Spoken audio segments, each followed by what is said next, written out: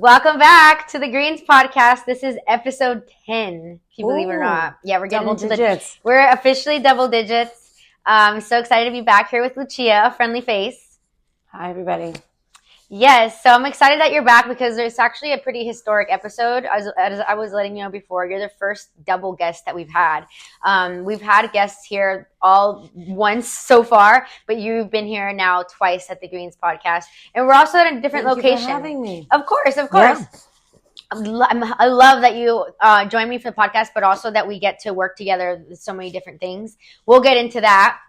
But also, like, it's just really great to have been able to grow this podcast because I think it's been very natural for me. Like, I can know all of the guests that I have on, and they're also really cool people that I admire. So I think it just flows easily, you know. So thank you so much for joining and for believing on the podcast. Yeah, well, it's been a great source of information and up to date, and yeah, it's great. I enjoy it.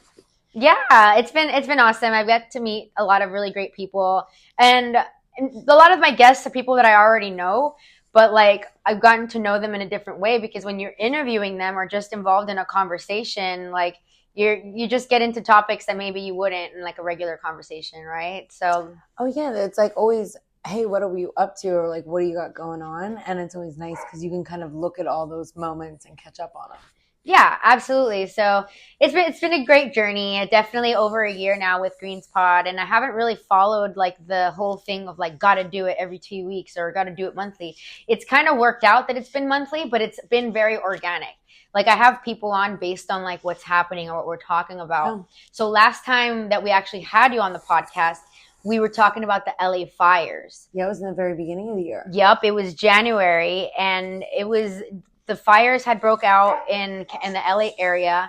And what's up, Jeffrey? He wants to be on the podcast. There's Jeffrey. God damn, he's cute. He's so sweet, you know? Yeah. But yes, we have another podcast guest here. But the LA fires were definitely something that, you know, we started the new year and it just kind of hit hard. They hit the city hard, hit the people hard. And we saw the cannabis community really come together. And it was great to see so many people come together, including Embark really leading the way. Shout out to Lauren and her team with them. You know, we teamed up with Catalyst, Celebration Nation Foundation. We teamed up with local retailers to help kind of raise, you know, donations and stuff like that. And I know you guys did great work too. Yeah, we worked with Best Friends House, Astor Club, JoJo Snaps. I mean, and we had a ton of volunteers come from the cannabis community.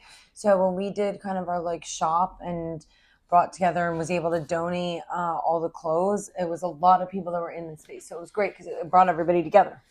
It brought everybody together, and shout out to Rochelle from the Green State because she really covered a lot of the work from the cannabis community was doing. And quickly. She did it, and I think that she, you know, has so much experience with like just being on top of it when it comes to like reporting on what's going on. So she really jumped on, and it was really great to see her cover like all our friends and also bring attention and awareness to you know what's going on, which is like the cannabis community isn't just about selling weed and smoking it. It's about, you know, community, right? Well, it's about and we know how to pivot because like we're used to like, so it was good to see everybody so quickly come together. And I think it was at a time when LA really needed it.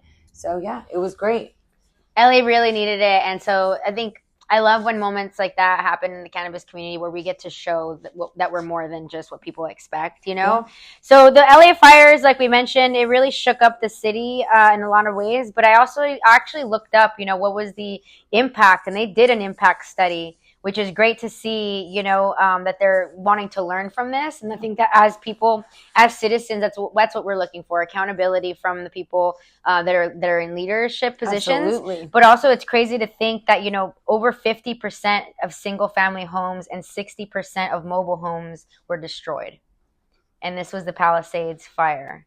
And so, you know, 18,000 structures were assessed, and 50% of them were destroyed. And so the amount of destruction that LA went through. It's great. I mean, they just opened PCH and you can still see remnants, and it's, you know, I can't imagine because it's a half a year later. Like, you know, and to see that we're there are definitely trucks and things seeming to be happening, but it's definitely still impacted the area, and you can see it. Like you can, and like it really hasn't been that long, and that was another theme that made me feel like, okay, that's the theme of the episode, right? Like we're in July right now, early July. It's about the halfway point, and it kind of is a great check-in point to kind of see like what have we done at this point, what are we doing now, and what we're looking for. We've done a lot. We haven't. So like we're talking about a podcast episode in January, and here we are in July. And, hate to say it, but fires are still an issue here in California. So I have an article pulled up here that was on the CBS News. And this is just a few days ago. Madre fire burning over 79,000 acres in California, which is now the largest in the state this year, which is crazy to think. Compared to what we saw, that it's bigger than that. So that was just a few days ago. The Madre fire was 10% contained as of Saturday evening. This is last week. The fire has threatened some 50 structures, but CAL FIRE said it wasn't aware of any injuries or damage. So that's good to hear that there isn't, a lot of crazy, injuries. Probably a lot of agriculture. Yeah, I mean, but highway closures in the residential San Luis Obispo County, about 100 miles north from Los Angeles. So that one's not impacting like the community directly, but it's definitely on the outskirts, and it's just continues to show us that we need that preparedness, right? Because the fires just keep going. And so for those of you who are still trying to help others impacted by the fires, you can still support. There's so many nonprofits still donating and dedicating their time to it, including Amigo. So Amigo, if you guys know them, they partnered with Celebration Nation Foundation. We did events, we did a lot of donations, and so they did a lot of support. So if you're looking at orgs to support, look into Celebration Nation Foundation and Amigo. And I know, like, there's a lot of Altadena girls. I think it's is it Quigley? They're doing their. They still have the free come shop. So I think it's good to see that the community is still trying to be out there because they're still impacted by what's going on. And then San Luis Obispo is not that much farther. So. Don't forget about people, right? And I think that there has been reporting that I've seen of like 6 months after because a lot of people didn't have the ability to just buy another house and be like, oh, we're good, and so it hasn't been that long. So make sure you don't forget about those impacted by the fires, and there's still ways to help as well. And so that was January, and then we went kind of straight in to Women's Month, right? March was a big month. I did go out to Spannabis. It was my first Spannabis, and I guess the last Spannabis, right? Apparently. Well, they're moving it. Yeah, they're moving it. So it was the last Barcelona Spannabis. But it has been there for decades, right? To my understanding, more than 20 years or around 20 years. And so it was my first time going, and it was such an experience. You did go as well, right? I went the year before, and it was amazing. I mean, it's also just nice to see like the culture across different places and countries, and I got to meet a lot of awesome women out there that are doing a bunch of things, and so it's cool because I get to see like SmokeShow still like out and about in Barcelona. So it's good. I mean, they always say that California is like the weed place, but you go to internationally and you see that everybody has their own weed community, and it's been great to kind of go outside the lines and just be like, okay, what is it? What are they? How are they doing it? And weed connects people. Like that's what connected me to a lot of people. It's like. You're right. You go and like you smoke a joint, or you like go outside. You're like, who's got on weed? that note? Should we hit the? Oh my god! Should we hit the mota on that note? On that note, that's because we've been getting ready for the episode. Yes, you guys, freshly graded. Oh yes, okay. And so what's amazing is we're in my new office, and Women's Day was kind of our last celebration of the last office. Yeah. So, it's good to bless this with we do. We're very intentional here at the Greens Podcast, so we have a reason why we're smoking, and we also have these wonderful drinks right here that we're gonna do a toast with later, and then we also have dabs right here. Shout out to Pubco and Hightail. Yeah. Shout out to Mota Glass, and then also we have cannabiotics in the bowl. Oh yeah, because we had to at least get weed into our Puffco and our Mota, and then Hightail just packs weed right in there. So they were one of our partners. Another event that we did together. It's been a real nice we just keep kind it of rolling. Stepping stone, yeah.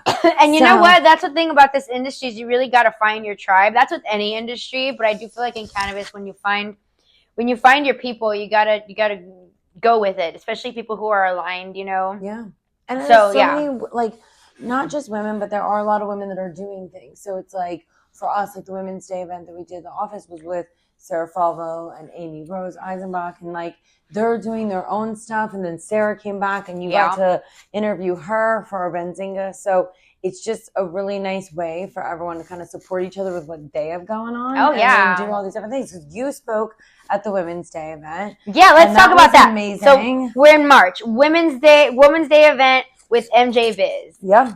That was amazing. You guys just had it. I mean, we had it. It was SmokeShow themed, obviously. So it's gonna be super like put together and clean and cute.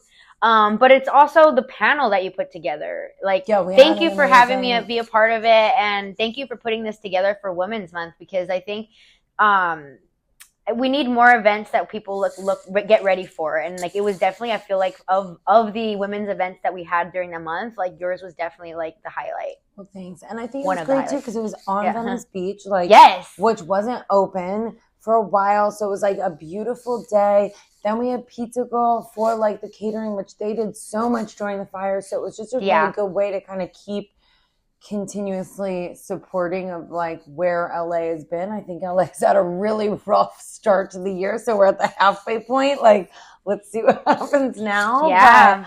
But, that was such a fun event. It was gorgeous. Like, it was such a good way to send off. It was pretty, but then also like you used up every inch of that place.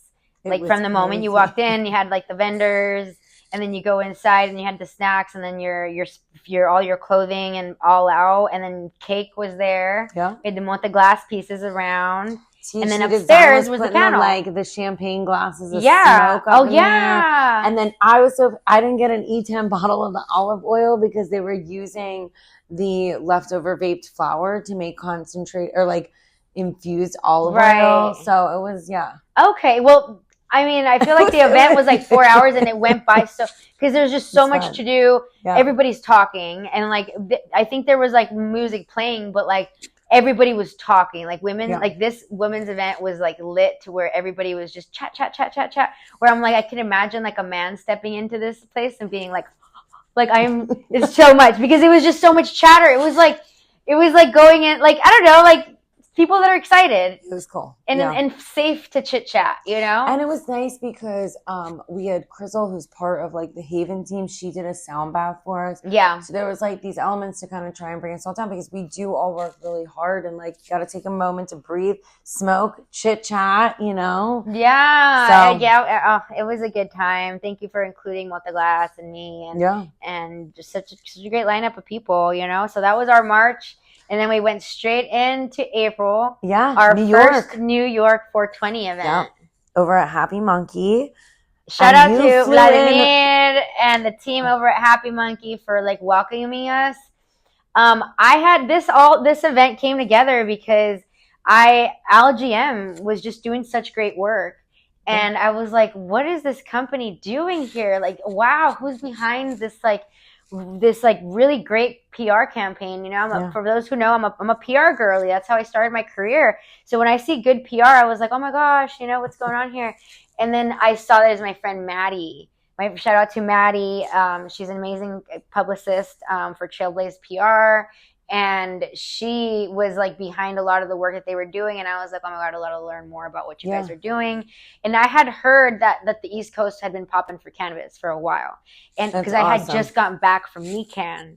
And if you guys want to learn about NECAN, go to the couple episodes ago with Jeff from the Beard Bros.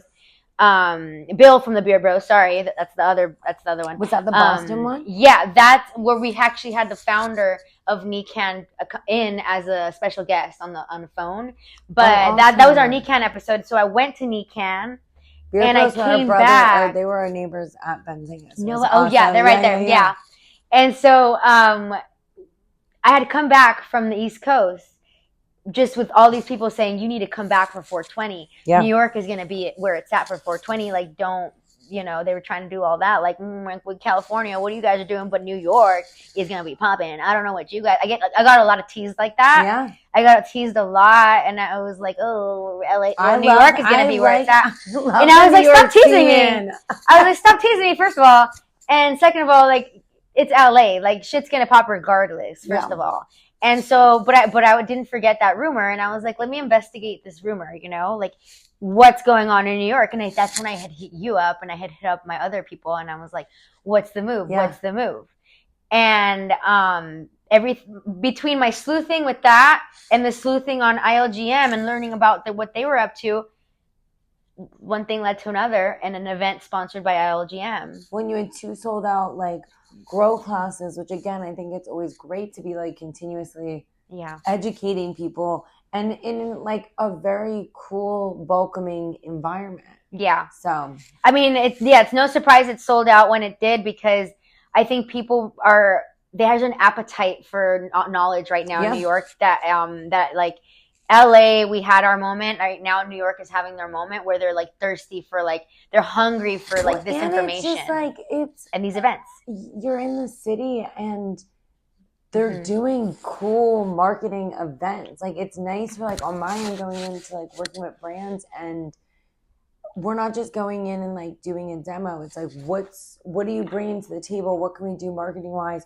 And they're having fun with it. Like, it's so I feel like it's the same with your event. Like, there was stuff going on outside. You had hand-rolled joints. Like, you know, like you were... Shout out to Wolf. Yes. Oh my God. She was the roller, the lady roller. Like, Shout out to Doña Icy. She was doing the paletas. Yeah. So I think, you know, there was so much cool stuff happening. And like, for me, it was awesome to see like my clothes in the like dispensary window. I'm like, yes. Right. Yeah. Well, the thing is that I don't know if you saw, but there were people walking on the street and they were stopping to watch what we were doing. Oh yeah, it was amazing because you could see everything through the window. Yeah, your clothing looked really cute on the window and everything. And was then like you had all the up. classes right next door. Yeah, people were stopping and just watching. So that event was extremely successful. Like, I could not.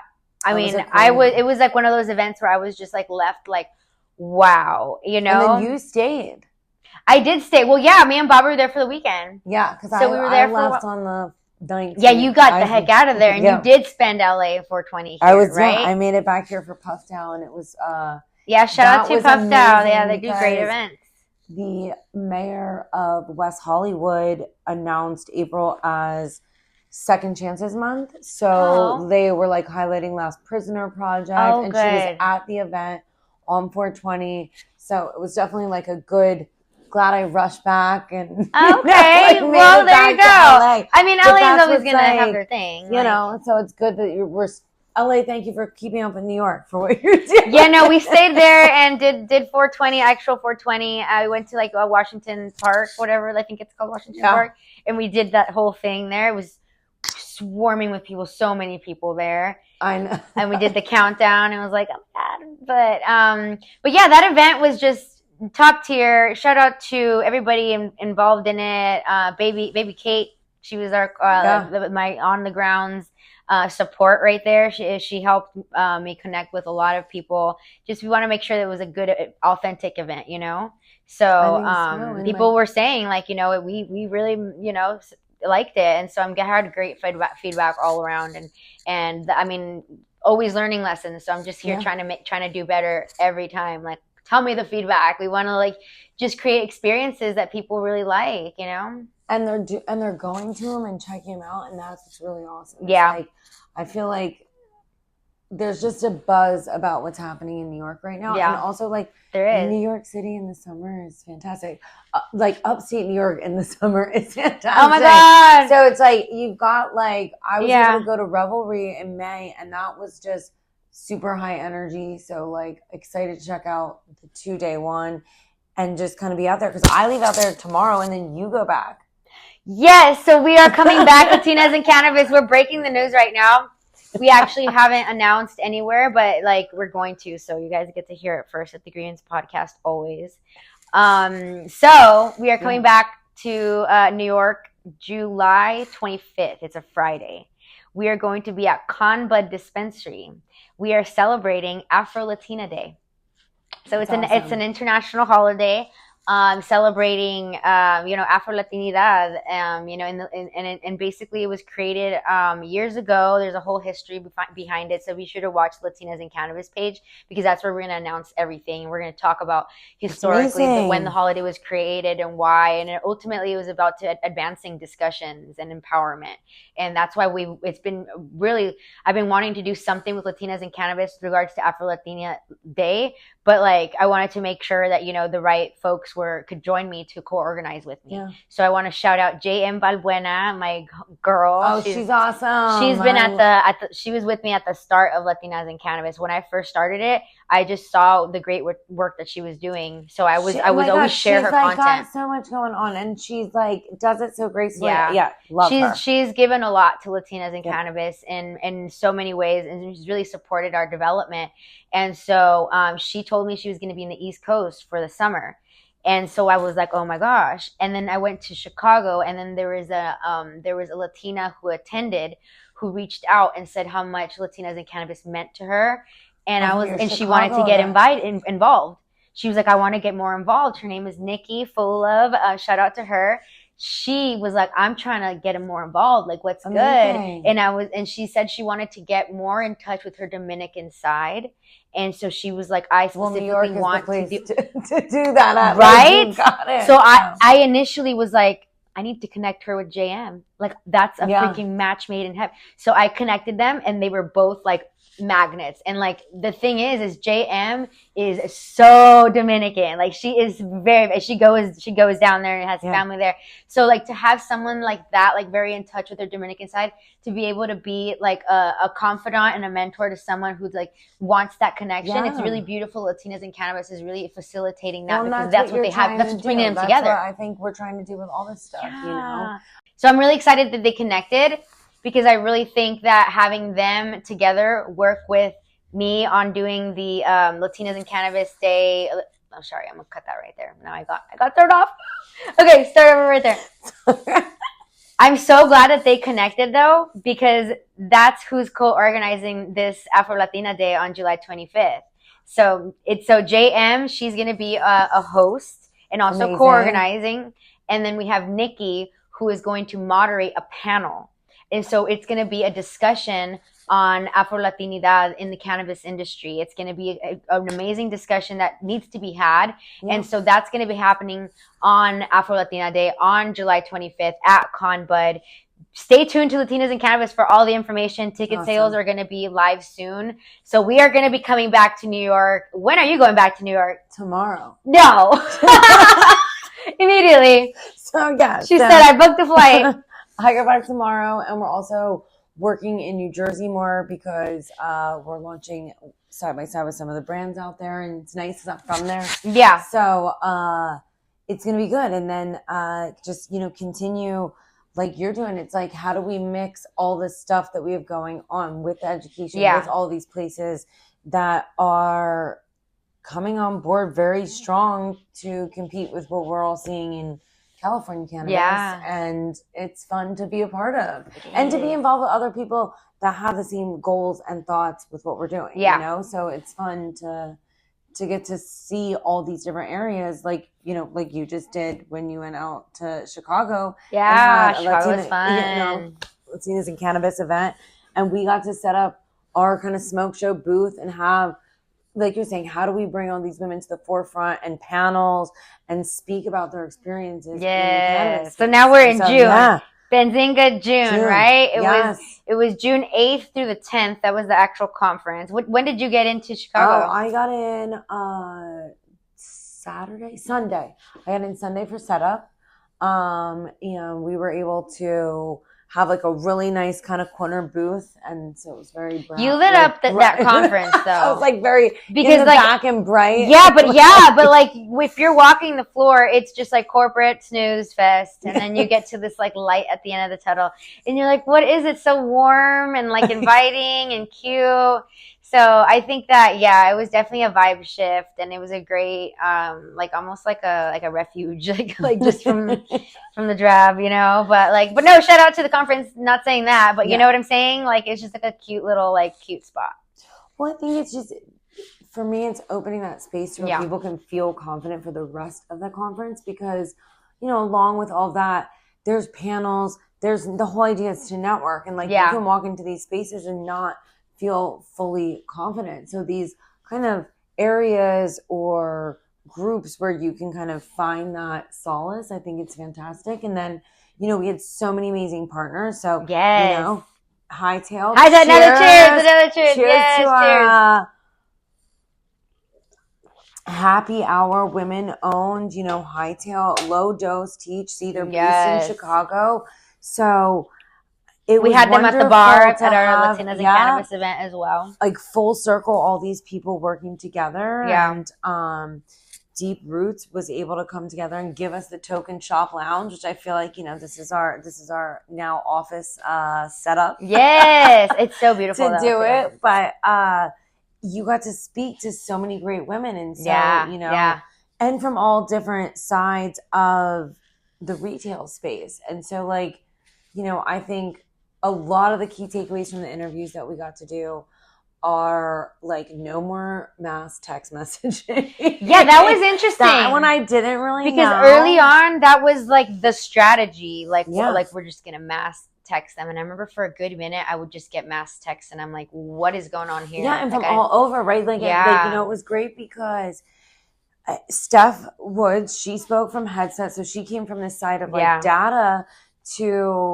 from the retailer of what works and doesn't work. And so she was, one that mentioned about No, and same with Dominique White from Ivy Hall. And she works with she's at the dispensary. Right. She's head of operations and people there. And she said the same thing.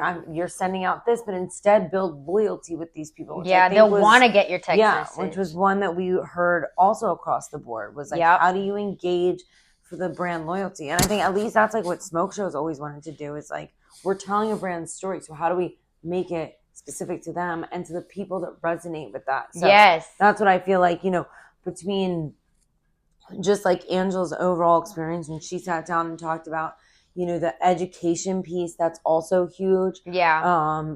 Sarah Falvo from Virtosa, shout out, Hightail works with Virtosa. So it was a great, union but her side of the hemp and the THC retail, which is coming at a different side of things. And how do we educate on the THC, beverage scene that's booming right now, or the Delta 9, and know that there are safe players that are doing the right thing so that you can still get that same effect and normalize what we're doing, which is what we all want. Right. So, Sandra Bergman, also coming from the side of working with the dispensaries and kind of, again, the loyalty program and how to keep people engaged. Yeah.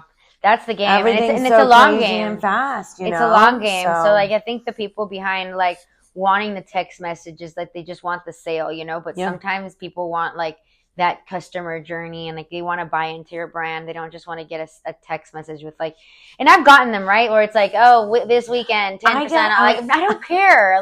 Report, but it's great because I didn't think about the actual vicinity of being somewhere that people are paying for these messages. And so I do think, online is huge. And, shout out to Deep Roots because they are doing SEO. And part of what we did at the booth was give a free website to either a woman or social equity owned dispensary from Deep Roots.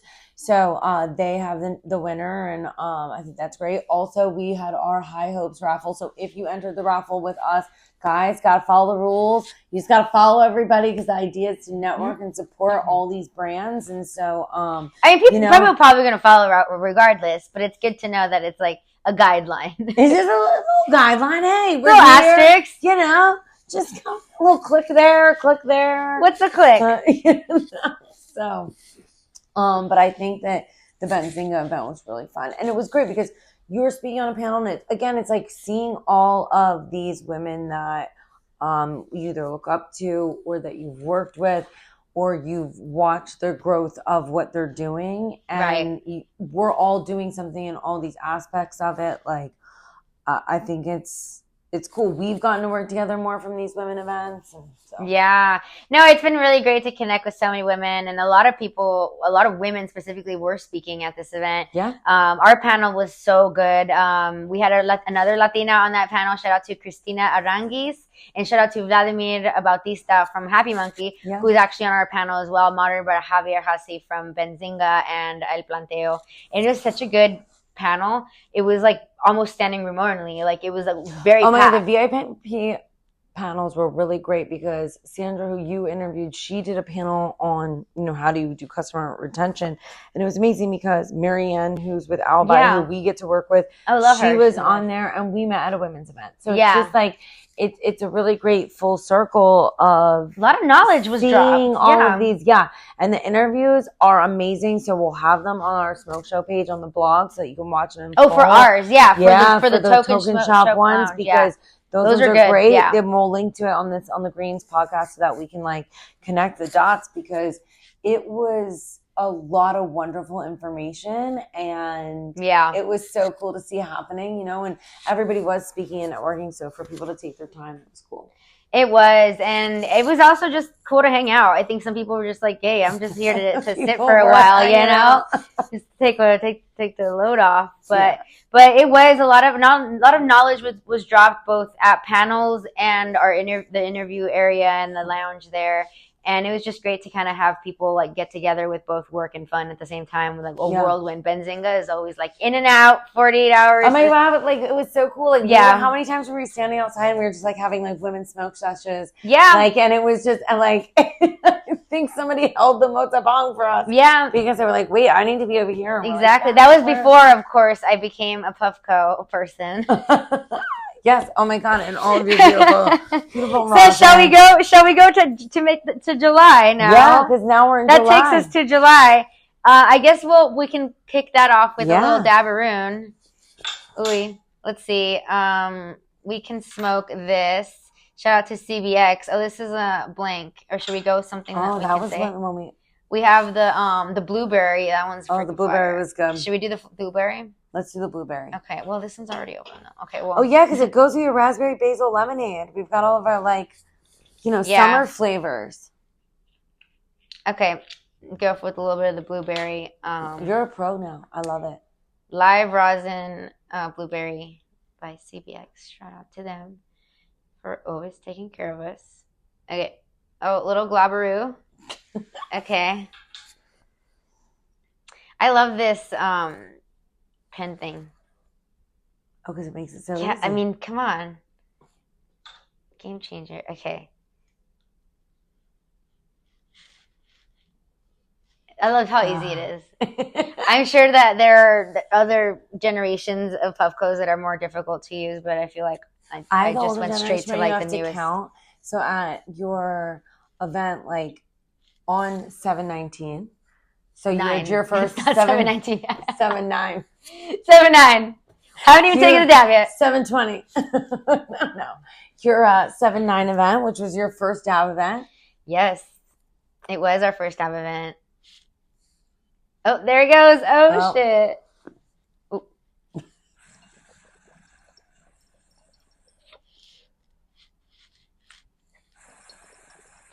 So tasty.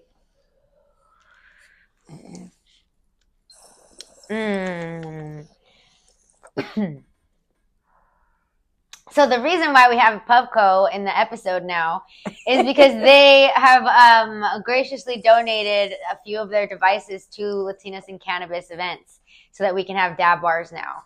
So we officially are going to be having dab bars. We just need to, honestly, the only missing link is we need to connect with more extract companies. Yeah. So if you know some, if you work for some, if you are a fan of some, send them our way to hit them up for sponsorship, because now we're going to have Puffcos where people can come to the dab bar, come to the motabang bar, and explore goodies from our sponsors. So shout out to Puffco for doing this for our girls. I think when we announced that, we were going to have a dab bar by Puffco, all the girls were like, There you go. Excited. It's time for the dabbing community. In general, we've been kind of leaning more flower and edibles and everything else, but really it was great. Everybody was dabbing, and then they got an education from Alice. The education from Dallas, from Alice, was really so like important, because like I said, like that was our first dab event, but I think a lot of people, they get afraid of like dabbing, and because of like the fire, you know, like the torch and this and that and devices cleaning them and this and that, like it's a lot to do, and I think it can be daunting, and then the whole aspect of the culture being a little bit like hoity-toity or a little like snooty, to where you don't feel like you can even ask because you're gonna get made fun of. No, look at how easy you caught on. Yeah, I mean, well, this was kind of cheating because it's like 2 buttons. You have a dab bag. Yes, look at this. Shout out to ILGM.